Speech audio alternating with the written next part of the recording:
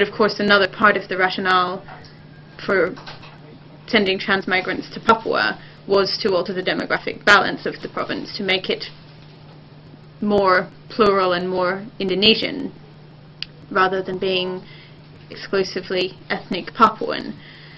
However, this has always been a strong source of grievance for indigenous Papuans who feel that they're being swamped in their own land. And under the Abdurrahman Wahid government in 2000, the transmigration program to Papua was stopped at the request of Papuan leaders. However, there continue to be large flows of spontaneous economic migrants from other Indonesian islands to Papua, and arguably this will increase with the large-scale plantation investment that's being planned in several districts. Much more effective than the government-sponsored and controlled transmigration project has been the voluntary or economic migration of other Indonesians, mostly from eastern Indonesia, from Sulawesi in particular, and from the Moluccas. And these are people volunteering, truly, to move to Papua for whatever period of time. And they come with economic skills, capital, networks in place.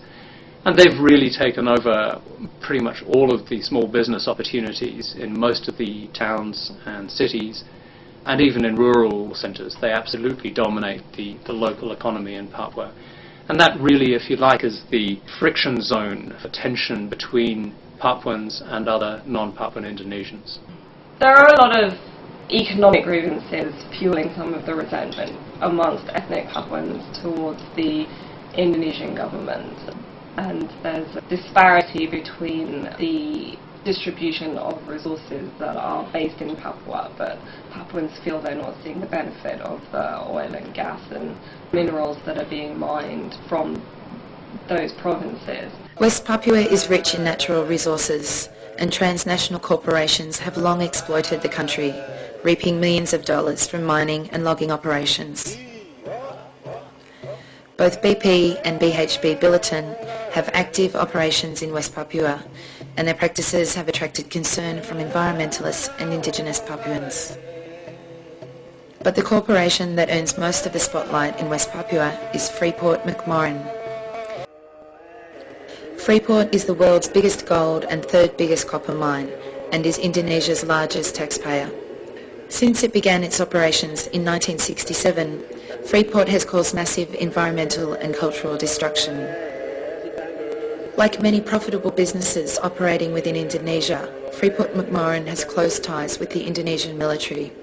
The Indonesian military is funded by the Indonesian state to the tune of only 25 to 30% approximately. So what that means is that 70 to 75% of the revenue for the Indonesian military comes from illegal and legal business activities. So one of the ways the Indonesian military funds their operation is providing security to corporations. As well as paying for security services, Freeport funds the building of military facilities and makes an annual donation of $11 million to the TNI. Ongoing human rights abuses on Papuans living in the mine region are orchestrated by the TNI's security services, which are paid for by Freeport.